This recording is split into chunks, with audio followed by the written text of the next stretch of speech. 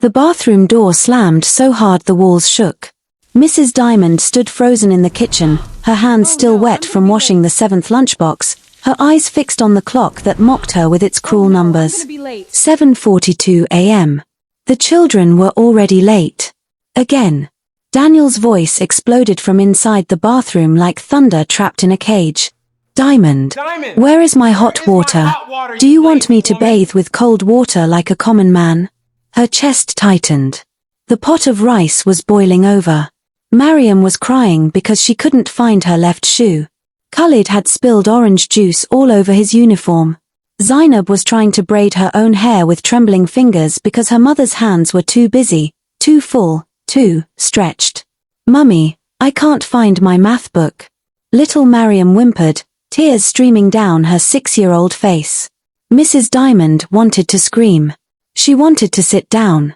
She wanted to disappear. Instead, she ran. She ran to the stove, turned off the rice before it burned completely. She ran to the water heater, grabbed the kettle with her bare hands even though it burned her palms. She ran to the bathroom and knocked softly, her voice barely a whisper. Daniel. The water is here. The door flew open. He stood there, towel around his waist, his face twisted with disgust as if she had committed murder. You are becoming useless, he said, each word a knife. Every morning, the same nonsense. I work hard to feed this family and you cannot even prepare simple hot water on time. What kind of wife are you? She opened her mouth to speak but nothing came out. What could she say? That she had been awake since 4 a.m.? That her body was screaming for rest? That 7 children and a full-time banking job was crushing her into dust? He snatched the kettle from her burned hands. Foolish woman, he muttered and slammed the door in her face. Mrs. Diamond stood there for 3 seconds. Just 3. That was all the time she had to feel the pain before Khalid's voice shattered the moment. Mummy.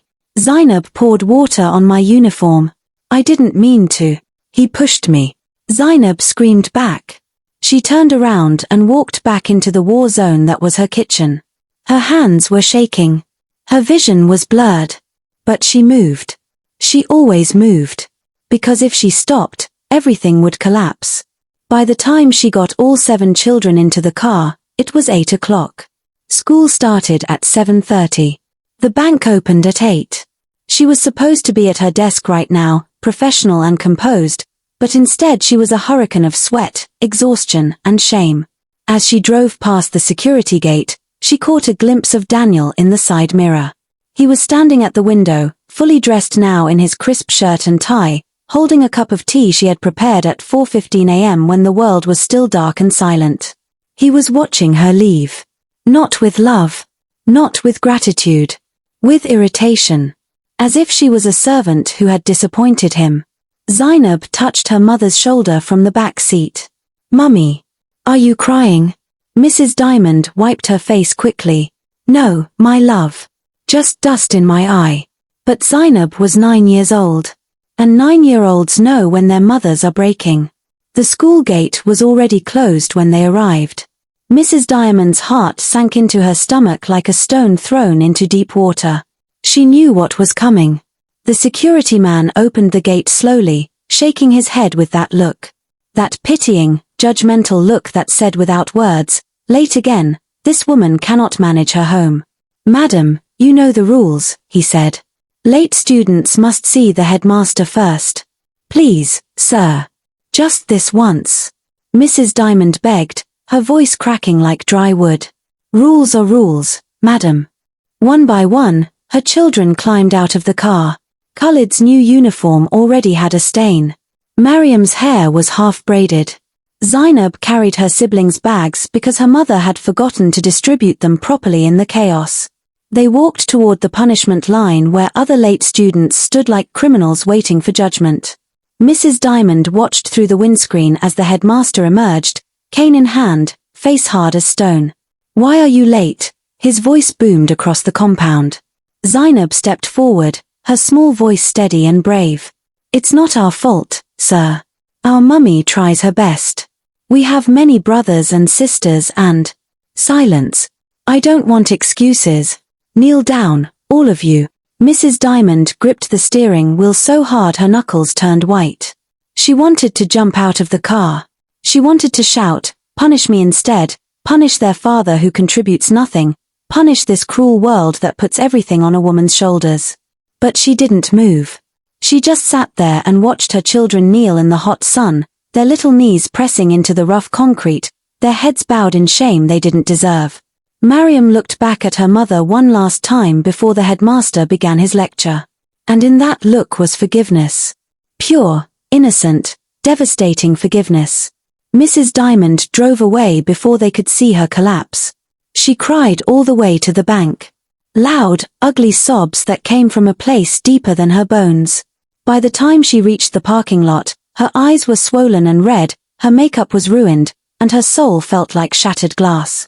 She cleaned her face with tissue, reapplied her lipstick with trembling hands, and walked into the bank at 8:37 a.m. with a smile that was nothing but a beautiful lie. "Good morning, Mrs. Diamond," her colleague greeted cheerfully. "Good morning," she replied, her voice steady and professional. No one knew. No one ever knew. She sat at her desk and opened her computer, ready to process transactions and smile at customers and pretend that her life wasn't a living nightmare. But then the glass doors of the bank burst open with a violence that made everyone freeze. Daniel stormed in. His shirt was half tucked. His face was red with rage. His eyes were wild, searching, hunting. And when he found her, he pointed one long finger across the entire banking hall and shouted words that would haunt her forever. You left me to serve myself breakfast like a houseboy. What kind of useless wife are you?" Every customer turned. Every staff member stared. The air itself seemed to stop moving. Mrs. Diamond felt her entire body turn to ice. This was not happening. This could not be happening. But it was. Daniel marched toward her desk, his voice getting louder with every step. "I am the head of that house. I provide everything. And you cannot even put my food on the table properly. You left it in the kitchen like I am some beggar who should go and find it myself." Her manager, Madame Arbelai, appeared from her office like a guardian angel dressed in corporate attire. Her face was calm but her eyes were sharp, assessing, understanding everything in an instant. "Sir," Madame Arbelai said quietly, her voice cutting through Daniel's rage like a blade. "This is a professional environment. I will have to ask you to leave." Daniel turned on her, his chest heaving. "Professional? This woman is my wife. She has duties, responsibilities, and she..." "Sir." Madame Arbelai's voice dropped to a tone that could freeze fire. "Leave now, or I will call security." For a moment, Daniel looked like he might explode. But even in his fury, he recognized authority when he saw it. He turned back to Mrs. Diamond one last time, his lip curled in disgust. "When you come home today, we will finish this conversation." Then he walked out, leaving behind a silence so thick it was suffocating. Mrs. Diamond sat perfectly still, her hands folded on her desk, her face a mask of composure. But inside, she was dying. Inside, she was screaming. Madame Arbelai touched her shoulder gently. "Take the rest of the day off," she said softly. "No," Mrs. Diamond whispered, her voice barely audible. "If I go home now, I will never come back." Madame Arbelai studied her for a long moment, then nodded. "Then stay. But we need to talk later." The rest of the day passed like a fever dream. Mrs. Diamond smiled at customers, processed transactions, answered phone calls. But her mind was somewhere else. Somewhere dark and desperate. But before I continue, I want you to take a moment. If the story is already touching your heart, smash that like button, subscribe to this channel, and comment how is this video getting you on your knees. Now let me continue the story. When 5 o'clock came, she didn't want to go home. She sat in her car in the parking lot for 20 minutes, staring at nothing, her hands gripping the steering wheel like it was the only solid thing left in her world. Finally, she drove home. The house was quiet when she entered. Too quiet. Daniel was sitting in the living room, waiting. His face was calm now, which was somehow worse than his anger. "Sit down," he said. She remained standing. "I said sit down." His voice was low, controlled, dangerous. Saturday. He leaned forward, his elbows on his knees, his fingers interlaced like he was about to pray or deliver a sermon. Let me remind you of something, he began, his tone almost gentle. I am the man of this house. I work. I provide. I pay school fees, rent, bills, everything. Your job is to support me, to take care of the home, to respect me. Is that too much to ask? Mrs. Diamond's throat burned, but she said nothing. Answer me, he demanded. No, she whispered. It is not too much. Then why, he continued, why do you disrespect me every single day? Why do you make me feel like a stranger in my own house? Why do you give all your attention to those children and nothing to me? Something inside her snapped. Those children, she repeated, her voice shaking with rage she had buried for 9 years. Those children are yours too, Daniel. I didn't make them by myself. His face darkened. Watch your tone. No. She stood up, her whole body trembling. You watch your tone. Do you know what time I wake up every morning? 4 a.m. 4 a.m., Daniel. While you sleep. Do you know I haven't had a full night's rest in 9 years? 9 years. That is your duty as a duty, she screamed, tears streaming down her face now, hot and unstoppable. What is your duty? To shout? To complain? To humiliate me in public? He stood up too, towering over her. I provide for this family. And I don't. Her voice cracked. I work full-time. I contribute to this house. But I also cook, clean, wash, iron, prepare 7 children every single morning while you lie in bed waiting for hot water like a king. What do you do, Daniel? What do you do? The silence that followed was deafening. Daniel's jaw clenched. His hands curled into fists at his sides. For a terrifying moment, she thought he might hit her. But he didn't. Instead, he did something worse. He laughed. A cold, bitter laugh that had no joy in it. You are ungrateful, he said quietly. After everything I have done for you. Ungrateful. Then he walked past her, into the bedroom, and locked the door. Mrs. Diamond stood alone in the living room, her face wet with tears, her heart shattered into pieces so small she didn't know if they could ever be put back together. From the children's room, she heard a soft knock on the wall. Their signal. Their way of saying, we hear you, Mummy, we love you, we are here. She walked to their door and opened it slowly. All 7 of them were awake, sitting on their beds, eyes wide and frightened. Zainab spoke first, her voice small and broken. Mummy, are you okay? Mrs. Diamond wiped her face and smiled that terrible, beautiful lie again. Yes, my love. Everything is fine. Go to sleep now. But as she closed their door and walked to the bathroom to wash her face, she caught her reflection in the mirror. And she didn't recognize the woman staring back at her. Hollow eyes. Exhausted face. A ghost wearing her skin. She whispered to her reflection, how much longer can I survive this? The mirror had no answer. Only silence. And somewhere in that silence, a seed of something dangerous began to grow. Not anger. Not hate.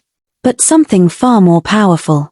The realization that she was dying slowly, and no one, not even her husband, seemed to notice or care. That Sunday, the church was packed with people dressed in their finest clothes, singing hymns that spoke of love and unity and faith. Mrs. Diamond sat in the 5th row with her 7 children lined up beside her like little soldiers, their clothes freshly ironed, their hair neatly combed, their shoes polished until they gleamed.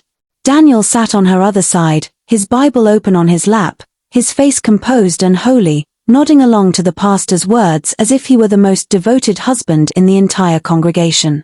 The pastor was preaching about marriage, about partnership, about how husband and wife should support each other through life's challenges. Mrs. Diamond felt each word like a stone thrown at her chest. The Bible says in Ephesians, the pastor continued, his voice rising with passion, husbands, love your wives, just as Christ loved the church. She wanted to stand up and scream, then why doesn't mine? Why does mine treat me like a servant? Why does mine see me as less than human? But she sat still, her hands folded in her lap, her face peaceful and serene. The perfect wife. The perfect lie. Then the pastor paused and asked a question that would change everything. Can anyone here explain the meaning of this verse? What does it mean to love sacrificially? Mrs. Diamond's hand began to rise slowly, almost without her permission. She knew the answer. She had lived the answer. She had bled the answer every single day for 9 years. But before her hand could reach shoulder height, Daniel's fingers clamped around her wrist like iron shackles. He leaned close, his breath hot against her ear, his voice a venomous whisper. Put your hand down. This is not your place. She froze, her arms suspended in midair, caught between obedience and rebellion. The pastor noticed. Yes, sister in the 5th row? You have something to share. Daniel's grip tightened until her bones ached. No, pastor, Daniel called out smoothly, his public voice dripping with false warmth. She was just adjusting her sleeve. Please continue. Soft laughter rippled through the congregation. Mrs. Diamond slowly lowered her hand. But something inside her refused to lower with it. The pastor moved on, asking the question again. This time, Mrs. Diamond didn't hesitate. Her hand shot up fast and firm, breaking free from Daniel's grip with a force that surprised even her. Yes, sister, the pastor said, smiling. Please, share your thoughts. She stood up. Daniel's face turned to stone beside her. Sacrificial love, she began, her voice steady and clear, means giving everything you have, even when you receive nothing in return. It means waking up at 4 a.m. to serve your family. It means working 2 jobs, one outside the home and one inside it, without rest, without recognition, without. Her voice cracked slightly, without being seen. The church was silent. The pastor nodded slowly, deeply moved. Yes, sister. Yes. That is exactly right. Sacrificial love is often invisible. It happens in the quiet hours. In the kitchen. In the sacrifices no one witnesses. Thank you for that powerful testimony. People murmured in agreement. Some women dabbed their eyes with handkerchiefs. Mrs. Diamond sat down, her heart pounding like war drums. Daniel said nothing. But his silence was a living, breathing threat. The service ended with a final hymn and a blessing. As people filed out, shaking hands and exchanging pleasantries, Daniel grabbed Mrs. Diamond's arm with a grip that would leave bruises. We are going home, he said through clenched teeth. Now. The children sensed the danger immediately. They clustered around their mother like a protective wall, their small bodies trying to shield her from the storm they knew was coming. The drive home was suffocating. Daniel's hands gripped the steering wheel so tightly his knuckles were white. His jaw was clenched.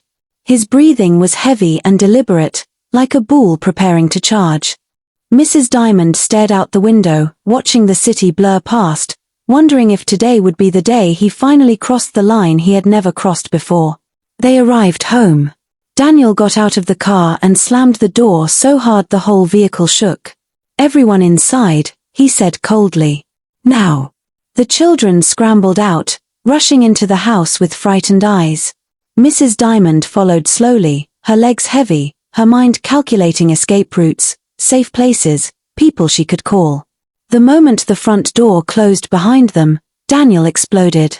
He grabbed the nearest chair and hurled it across the room. It crashed against the wall, splintering into pieces. How dare you, he roared, his voice shaking the windows. How dare you embarrass me in church? I didn't embarrass you. She started. Shut up. He kicked the coffee table, sending magazines and remote controls flying. You stood up. You spoke. You made me look like a fool in front of everyone. I answered the pastor's question, she shouted back, her fear transforming into fury. What is wrong with that? I told you to sit down. He grabbed a cushion and threw it at her. It missed, hitting the wall behind her head. I am the head of this house. When I say sit, you sit. When I say be quiet, you be quiet. He moved toward her, his hand raised. For the first time in 9 years of marriage, his hand was raised to strike. Mrs. Diamond stood her ground, her eyes blazing with something wild and untamed. "Try it," she whispered, her voice deadly calm. "Just try it, Daniel. And see what happens." His hand trembled in the air. For 5 long seconds, they stood frozen like that. A husband and wife on the edge of a cliff, staring into an abyss that had no bottom. Then his hand slowly lowered. Not because he respected her, but because something in her eyes promised consequences he wasn't ready to face. Instead, he grabbed his car keys and stormed toward the door. "Useless woman," he screamed as he left. "Useless, ungrateful woman." The door slammed so hard a picture frame fell off the wall and shattered on the floor.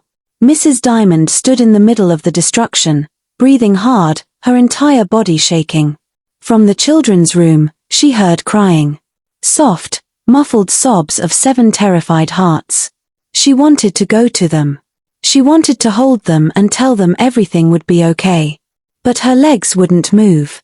She collapsed onto the floor, surrounded by broken furniture and scattered cushions, and for the first time in 9 years, she allowed herself to break completely. She sobbed. Deep, guttural sounds that came from the darkest parts of her soul. She cried for the girl she used to be, the woman she had become, the life she had lost somewhere between 4 a.m. wake-ups and cold tea and burnt hands and public humiliation.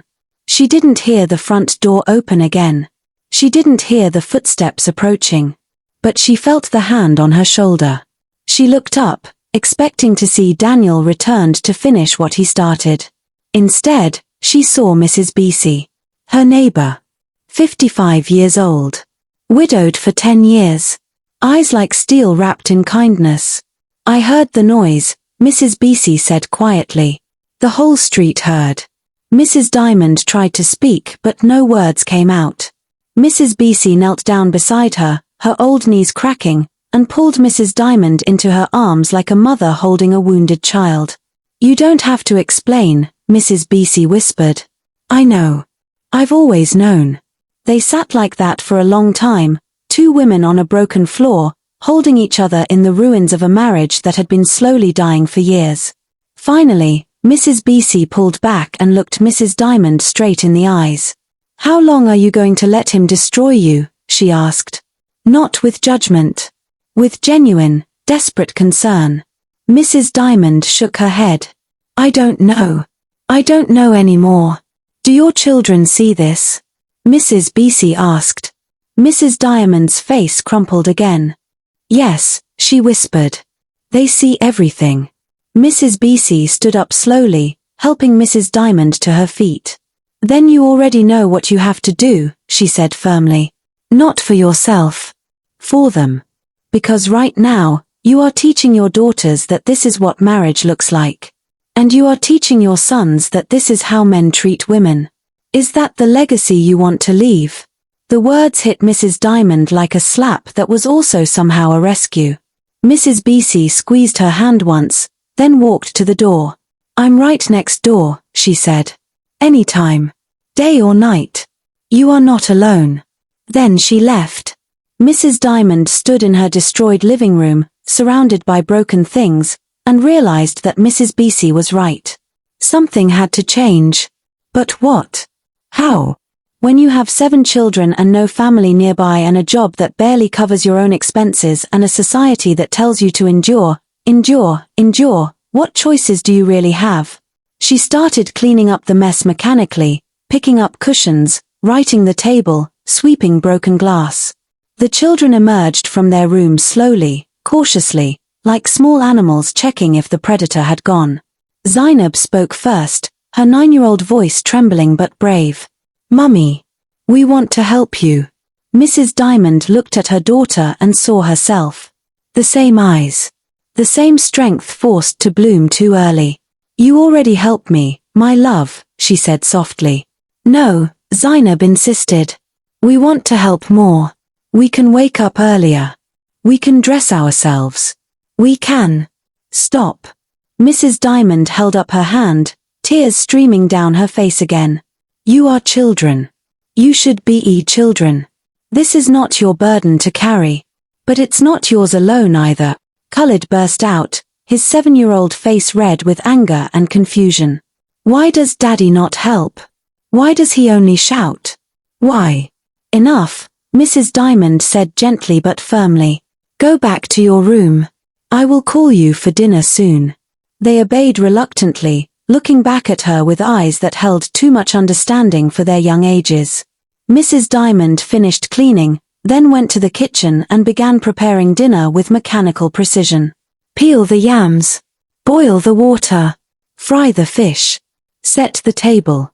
Her hands moved but her mind was somewhere else. Calculating. Planning. Surviving. Daniel didn't come home until 10 p.m. that night. He walked in silently, ate the food she had kept warm for him, and went straight to bed without a single word. The silence was worse than the shouting. Days passed like a slow poison. Daniel barely spoke to her. When he did, his words were cold and cutting. The bathroom water was not hot enough this morning. This food has too much salt. Why are the children so noisy? Never thank you. Never I appreciate you. Never I'm sorry. Mrs. Diamond moved through her life like a ghost, performing her duties with perfect precision while dying inside piece by piece. At work, Madame Arbelay watched her carefully. One afternoon, she called Mrs. Diamond into her office. Sit down, Madame Arbelay said, her voice kind but firm. Mrs. Diamond sat, her hands folded in her lap, her professional mask firmly in place. How are you? Madame Arbelay asked. I'm fine, Ma. Don't lie to me. Madame Arbelay leaned forward. I've been watching you for weeks. You're not fine. You're breaking. Mrs. Diamond's mask cracked slightly. She started, then stopped. What could she say? How do you explain drowning to someone standing safely on shore? Madame Arbelay reached across the desk and took her hand. I'm going to tell you something, she said quietly. And I need you to listen carefully. There is a 3-day professional training workshop coming up next month. Advanced banking operations and management. It's in the capital city. If you attend and perform well, there will be a promotion. A significant one. Better position. Higher salary. More authority. Mrs. Diamond's heart jumped. Really, she whispered. Really. Madame Arbelay squeezed her hand. But it means 3 days away from home. 3 full days. Can you do that? Mrs. Diamond thought about Daniel. About the children. About the kitchen light at 4 a.m. About the endless, crushing weight of it all. I don't know. Think about it, Madame Arbelay said gently. But don't think too long. The registration closes in 1 week. And Mrs. Diamond? She paused. Sometimes the only way to save yourself is to step away and let the people who take you for granted see what life looks like without you. That night, Mrs. Diamond lay in bed beside Daniel's turned back and stared at the ceiling in the darkness. 3 days. 3 days without her. Would the house collapse? Would the children starve? Would Daniel finally understand? Or would nothing change at all? She thought about it for 3 more days. On the 4th day, she made her decision. She would go. That evening, she waited until dinner was finished and the children were in bed.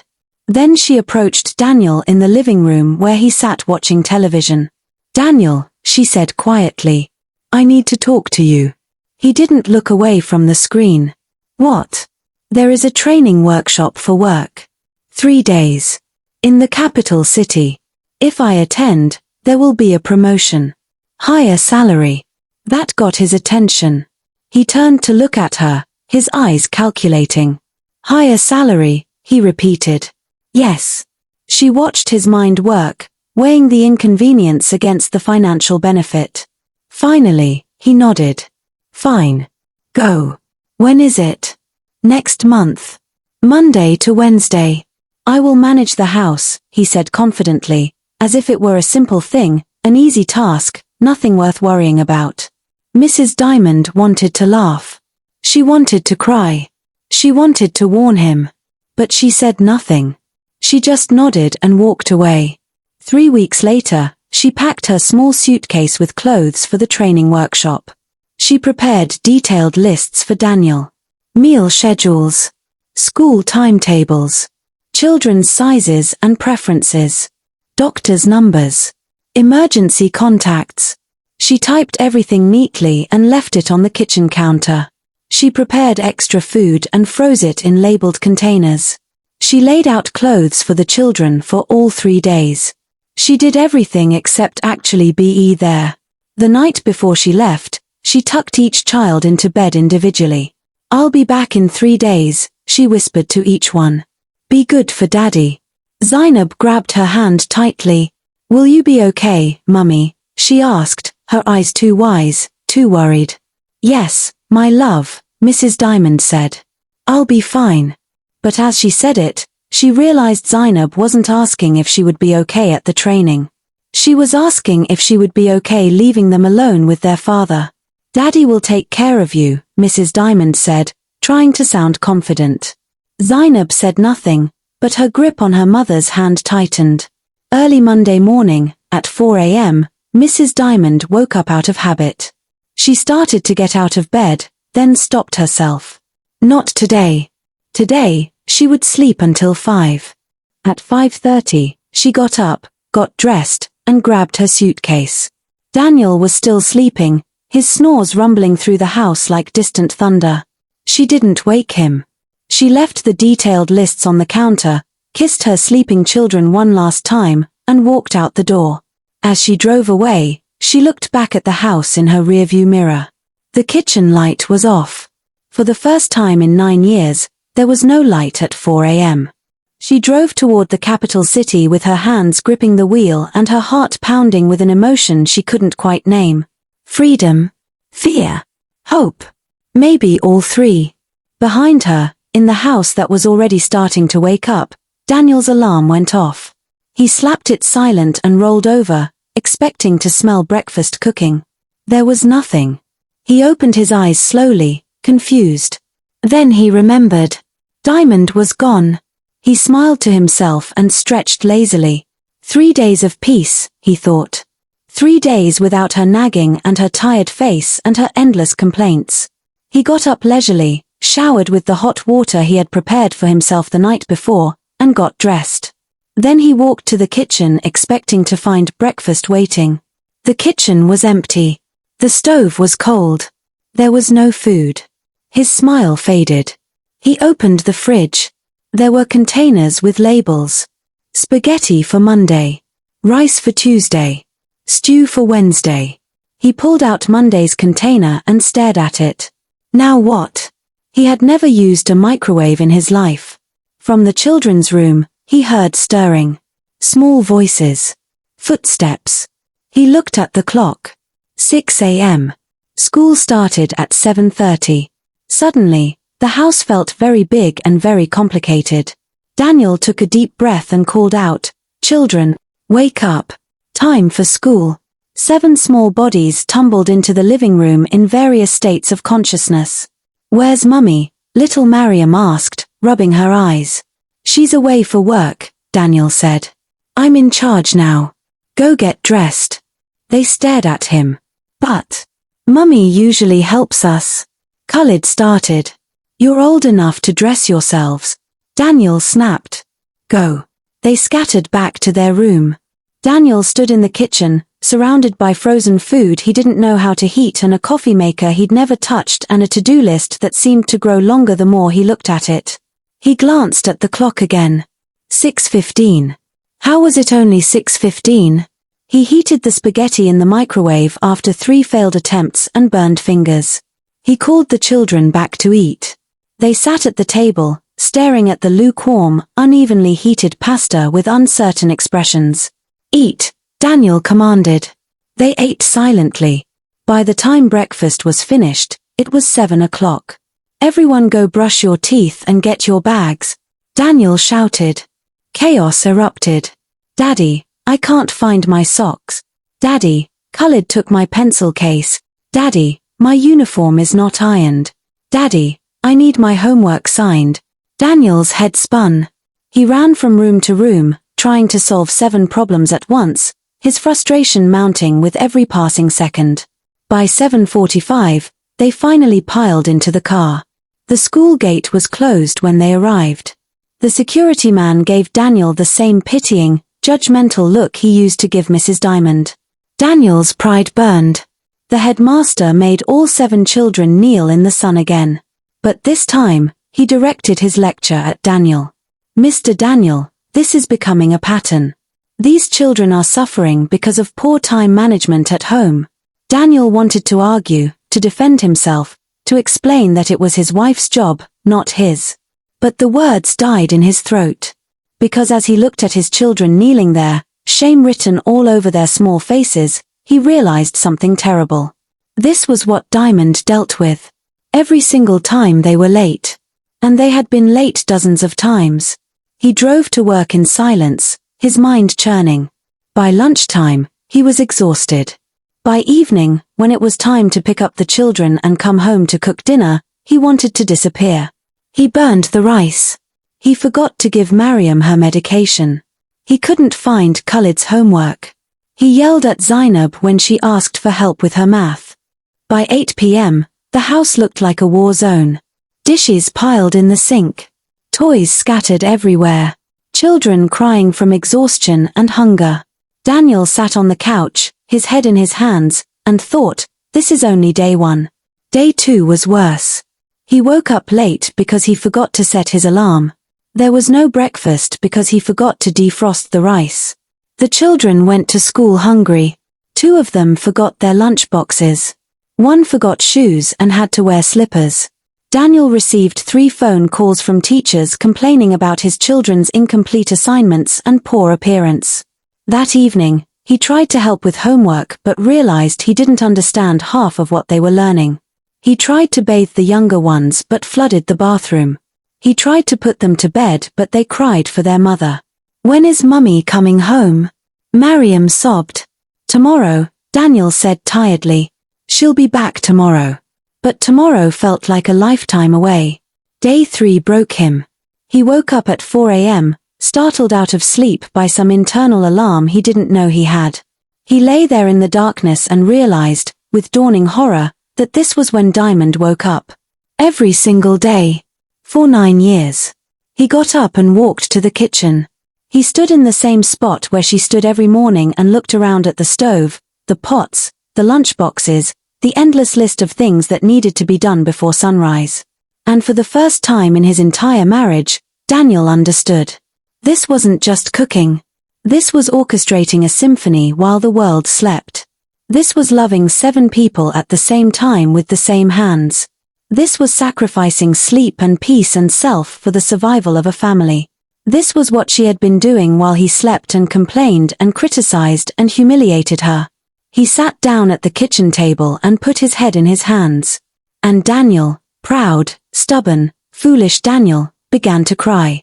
Not small tears, but deep, gut-wrenching sobs of shame and regret and devastating recognition. How had he survived 3 days? How had she survived 9 years? At 6 a.m., his phone rang. Diamond's voice came through, professional and distant. "Good morning. I'm on my way back. I should be home by noon." "Diamond." His voice cracked.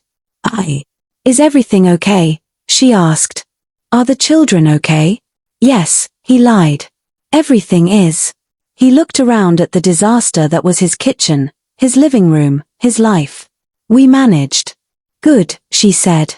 "I'll see you soon." She hung up. Daniel sat there holding the phone, knowing that when she walked through that door, everything would have to change. Because he couldn't go back. He couldn't unknow what he now knew. He couldn't unsee what he had finally seen. At noon, Mrs. Diamond's car pulled into the driveway. She got out slowly, her body tired from 3 days of intensive training but her spirit somehow lighter than it had been in years. As she walked toward the front door, it burst open. Daniel stood there. And before she could say a word, before she could even set down her suitcase, he dropped to his knees right there in the doorway. The children watched from inside, their eyes wide with shock. "I'm sorry," Daniel said, his voice breaking. "I'm sorry, I'm sorry, I'm so sorry." Mrs. Diamond stood frozen, her suitcase still in her hand.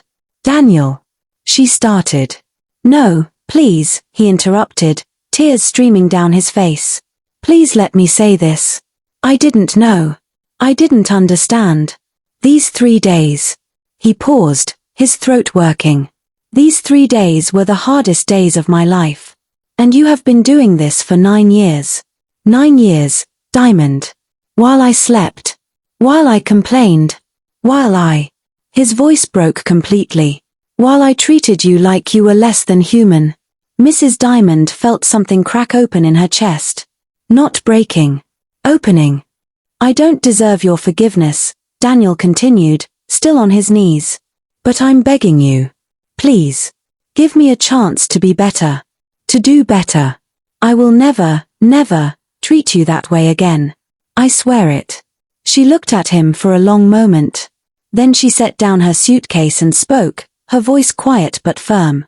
"The only reason I'm willing to try," she said slowly, "is because in 9 years of yelling, criticizing, and humiliating me."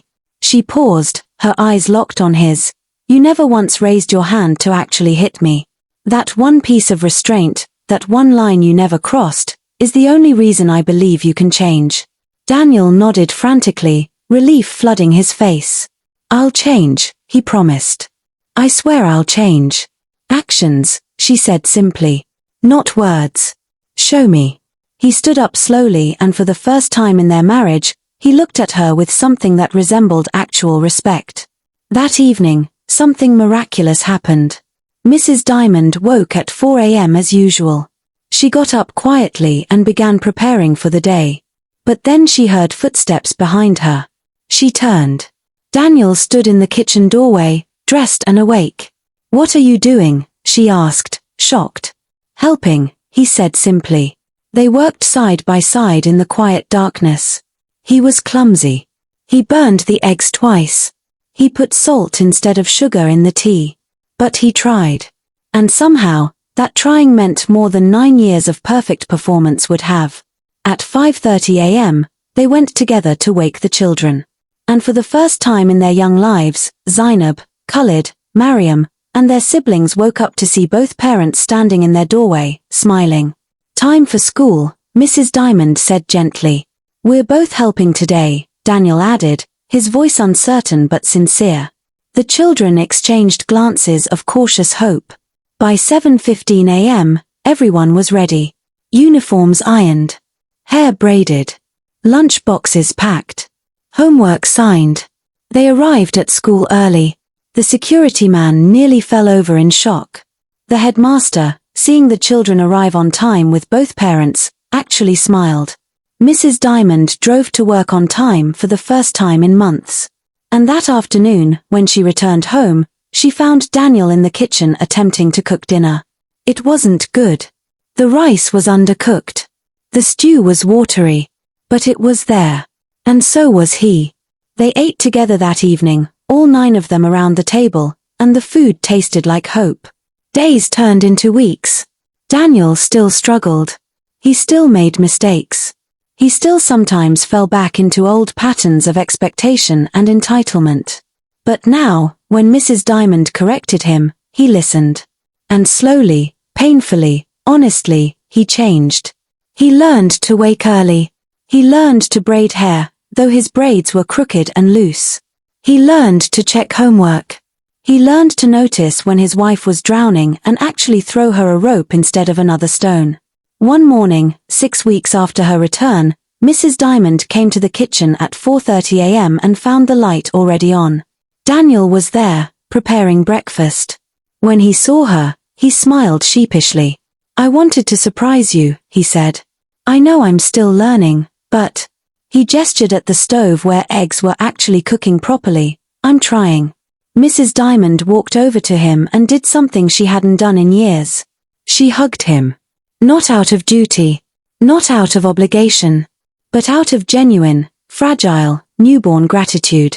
"Thank you," she whispered. At the bank, Madame Arbelay noticed the change immediately. Mrs. Diamond's eyes had light in them again. Her shoulders were no longer permanently hunched. Her smile was real. "The training went well, I see," Madam Arbelay said knowingly. The training changed everything, Mrs. Diamond replied. And it had. Not just her job skills, but her entire life.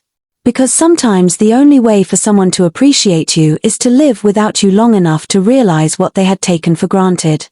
2 months later, Mrs. Diamond received her promotion. Higher salary. Better position. More respect. She came home that evening to find Daniel had prepared a celebration dinner with the children's help. The food was edible. The house was mostly clean. The children were happy. It wasn't perfect. But it was partnership.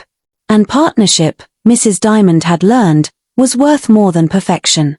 That night, after the children were asleep, Daniel and Mrs. Diamond sat together on the couch. "I need to tell you something," she said quietly. He tensed, worried. "During those years," she continued, her voice steady but sad, "when I was drowning, there was a pregnancy." Daniel's eyes widened. "I aborted it," she said. "I couldn't bring another child into that situation. I couldn't survive it. I'm not proud of it. But I need you to know, that's how desperate I was. That's how alone I felt." Silence hung between them like a heavy curtain. Then Daniel reached over and took her hand. "I drove you to that," he said, his voice thick with pain. "My selfishness, my pride, I drove you to that point. And I will spend the rest of my life making sure you never feel that alone again." She squeezed his hand. "I'm not telling you this to hurt you," she said. "I'm telling you so you understand. So you never forget what your actions cost us." "I won't forget," he promised. "Never." And for once, she believed him. And that, in the end, was what saved them both. The end. Now for the short moral story of this lesson, of this video, of the story. People does not value what they have at the moment. They take them for granted until they lose them, even for 1 second. And that is when they remember what they had been taken for granted. For 9 years, Daniel believed providing money made him the foundation of his family. But just 3 days without his wife taught him the real truth, that love isn't by proving by what you pay for. It's proven by what you show up for. The hardest work are often the most invisible one, and the greatest contributions are frequently the most taken for granted. Real partnership isn't about who earns more or who is in charge.